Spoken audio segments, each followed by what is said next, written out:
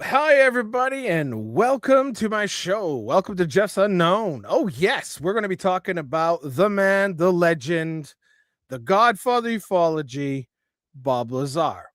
I just went and spent 2 good quality hours watching this documentary, S4 Bob Lazar. And I'll tell you one thing, I'm very, very convinced that that man is telling the truth. Now, if you don't know who Bob Lazar is, it's okay. Well, Bob Lazar came out in 1989. He came out publicly, uh, saying that he was working for Area 51. Area 51 is basically the research center of all development, scientific and other, and it's become more of a how can I say this? A reputable area where they say they have UFO, alien craft and stuff like that. And which I find is very interesting because we finally have somebody who worked there in 1989 and came out publicly. And I remember when I was a kid, I was listening to this and I said, "Wow!" But we didn't know it was Bob Lazar. He didn't give his name out. He didn't give his identity and stuff like that. And I remember George Knapp, which I love, by the way. George Knapp, I love that man. I love the way he does his interviews. He goes on coast to coast from time to time, and I just love George Knapp. He has just a soft way of talking, and so he worked with Bob Lazar and getting his message out there. And I'll tell you, I mean, Bob Lazar kept his story straight, never deviated, and he actually talked to the world about the technology in which he was working on. Now, listen, I know as a fact that when you work for the government and you get into these secret programs, you got to be hush hush. There's security, right? And you got to be careful. And but imagine, like you get a job and say all of a sudden saying, okay, by the way, you're going to come work with us, but yeah, your job description, you're going to be working with technology you've never seen, which we have never created here on Earth. It's something completely alien. And I remember him telling, and you gotta see this, the S4 documentary. It's really good. They actually put, it's very well done. I don't want to tell you too much about it because it's really worth the watch. It's really worth the time and effort to put into that because I find that Bob Lazar, when he did work there, the technology that was there, it was very advanced. And I believe for a fact that, and there are questions I do, like not about Bob Lazar, but the fact is how the heck um did the government end up having these craft, because it wasn't just one craft. There were many different crafts, and he did refer to the one he worked on as the sports model, so it's probably like the A1. And it's just the fact that, like, how can someone look at that and say, how, unless we find that, and which I believe is that aliens are very vulnerable. They're not as superior as we thought they would be, okay, or think they are, because I personally believe that aliens are just, I hate the word aliens. It's like, yeah, aliens, yeah, extraterrestrials, but who are they and what are they? We don't know yet. We don't really have definitive an answer behind that.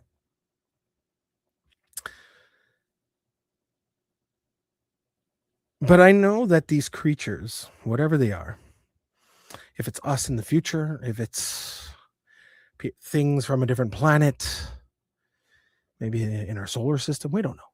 But we know as a fact that they're very unique. They're very vulnerable. They are very, they can die, right? Because how many reports, how many witnesses have said they saw dead bodies of aliens? So, of course, they're very vulnerable. And they're here for a reason, and that reason could vary from one person to another. I mean, there are people who have been in contact with these things directly and indirectly, like myself, indirectly through dreams and visions. I know. I mean, I've seen them. I've witnessed them. I know they've talked to me, and I know that by interviewing those, and it's hard to say that out publicly, right? To tell, it says that, hey, by the way, I got in contact with it. Go take your pills, man. But no, no, no, no, no, no, no, no, no. I've had dreams. I've seen them. Even my kids have actually seen them.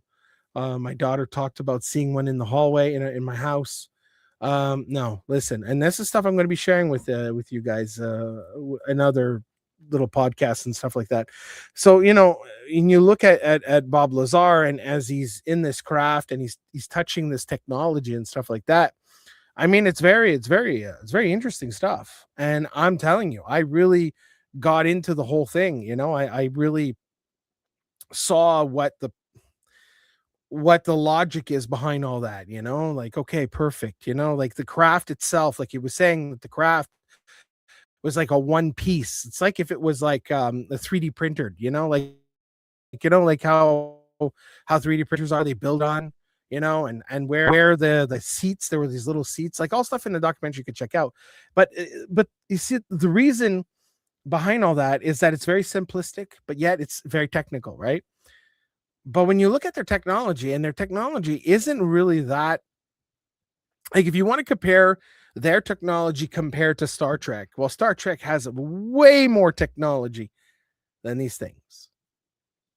Very simplistic, very, very, basic.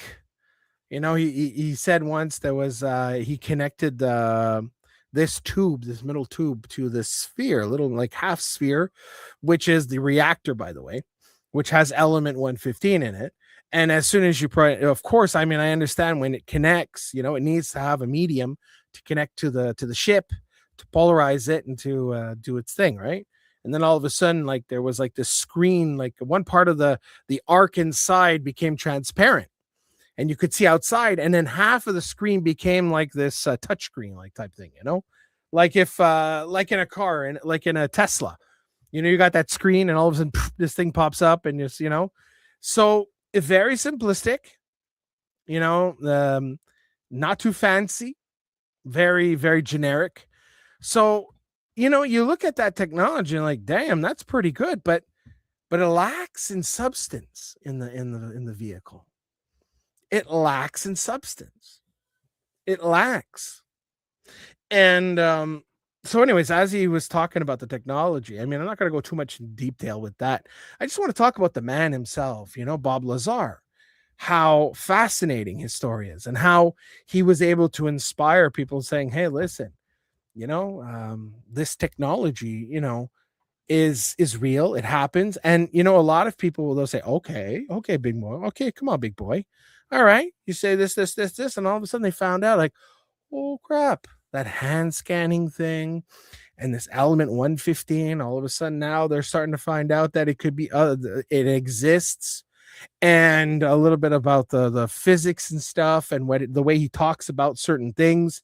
People are like, okay, all right, I get it. Okay, you're onto something. The only question is how come, after all this, why, when you think about it, how come he's not in jail? See? Is it because his story is so out there that people sometimes won't believe the real truth? Because he said, even after he came out, and he actually did, like in the early 90s, come out with these series of videos talking about the technology, and talking about and explaining it and everything like that. And people didn't take him serious. People literally turned their head and said, and walked off. And in the documentary, it says that, and how people didn't take him serious. I don't know how come, but sometimes when it's too good to be true, it's too good to be true, right? So as I was watching the documentary, I found it very interesting that he was able to, like, talk about the technology. And like, there's one picture here I'm going to show you. See, he's right there, and he's showing a little bit about the reactor, and right there is that little triangle in his hand is element 115. And then when you put in that cylinder, There's a whole reaction that happens there, like matter and antimatter, and then the energy gets amplified by these amplifiers, and then pushed on by these coils at the bottom. They're a little bit. It's really hard. I don't know what they called them, but anyways, they were able to stabilize and stuff like that. Um, the craft and be able to, and it was really interesting, the technology, and it's and no matter how complicated the technology is, it's very simplistic. It's very simplistic. It's not overly complicated. I think a cell phone is more complicated than that technology. Just look at how it is. And element 115, like when you got to, this is one thing I have to put my 2 cents into it. When you have a particular element, or let's say an energy source, you have to understand something. If you're going to create something that needs energy, you're going to have to use the energy that has an abundance. So for an example, we have vehicles, right? Well, obviously we have oil almost everywhere around the world, right? In certain areas, we have abundance of oil. So we don't need to worry where we're going to get the fuel to be able to fuel our cars, because it's in an abundance. Okay. It's everywhere. Now it's the same thing.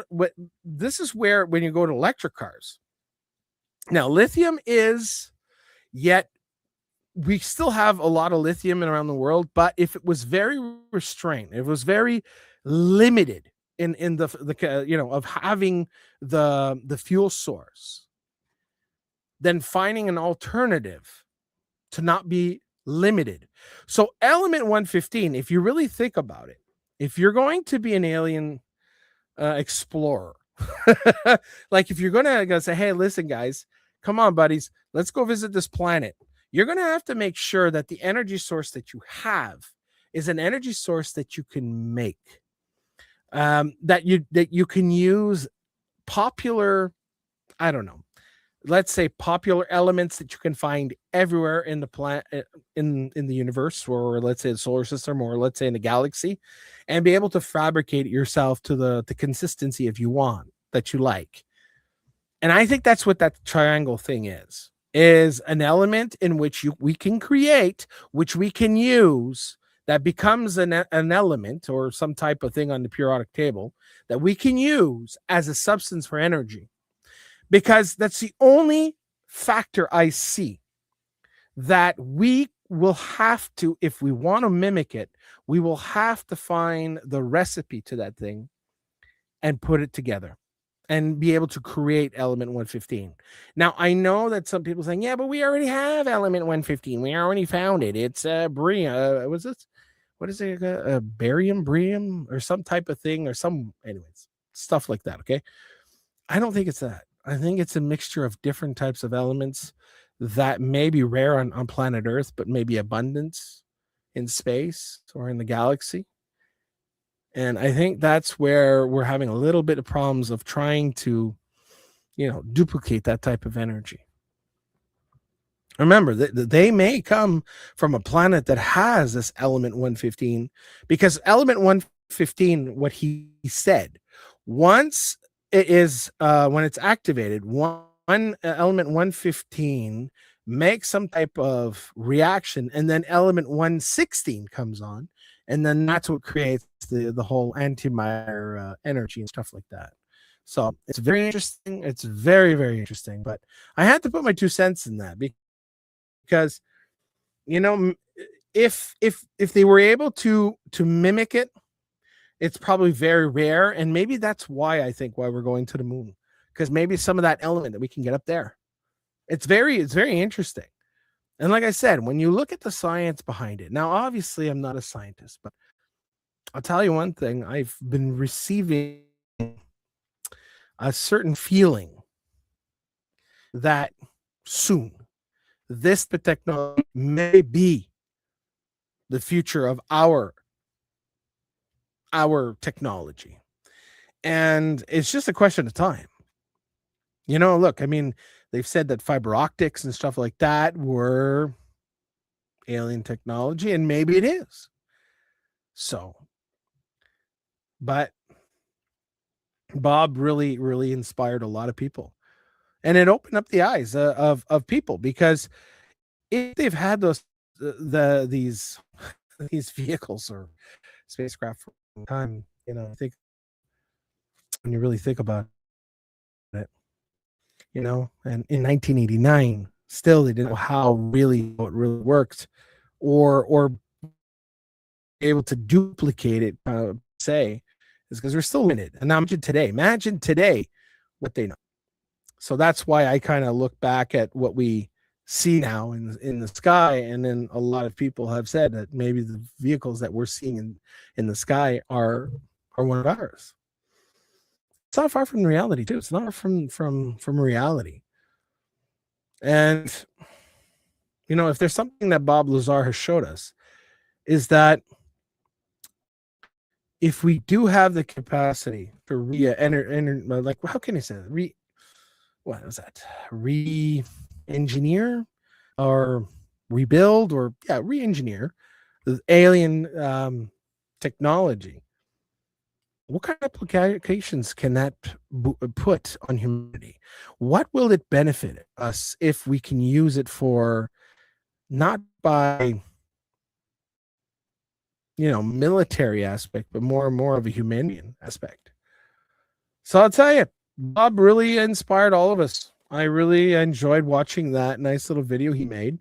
I suggest you should see it, S4, and it explains, and you could see the level of secrecy and how they deal with things, and how he was very, moved by the technology. I mean, if the technology that these things have is very simplistic, it's just a question of time we'll be able to mimic it.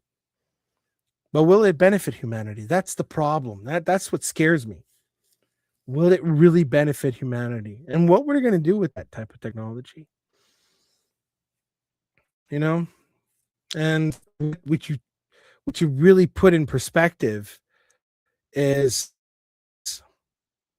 if Bob Lazar is saying, and I believe very strongly that he is saying the truth, and he is providing all the information of what he saw,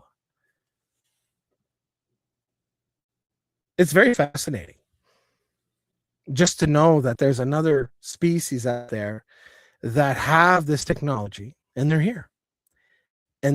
But the problem is, people don't accept the fact that there's a possibility that initial first contact is nothing but coming soon. And how are people going to react towards that? How is humanity ready to deal with this? That's a good question. So, ladies and gentlemen, a short story about Bob Lazar and how I find him extremely, extremely outstanding. And S4, at the show that was that he made with these other people, which I find very fascinating. So it really shows the human side of him. He was a very, very smart man, and it was very destined for him to go out there. And they've proven that there are hangars out there, and there's places, and Google Earth at one point was a place where you could see in the water. I remember once I was looking, and I could see off the shores, shores. There's in the water. There was some type of building in the water, or underwater base or something, and they started doing taking it away, and then all photoshopping it. So now you can't even look in the ocean. So censorship at its best, right? Ladies and gentlemen, have a great night. Check it out, Bob Lazar, the man, the legend. He is quite the fascinating guy. And like, here's the picture. I find it so fascinating about the reactor right there, about element 115 in his hands, and a little bit how it works. It's fascinating, because if we can if we can engineer this type of technology, that's it, baby. We're going in space. That's right. Sky's the limit. Take care, everybody. Have a great night. Oh yeah, really fun, good stuff. See you guys around.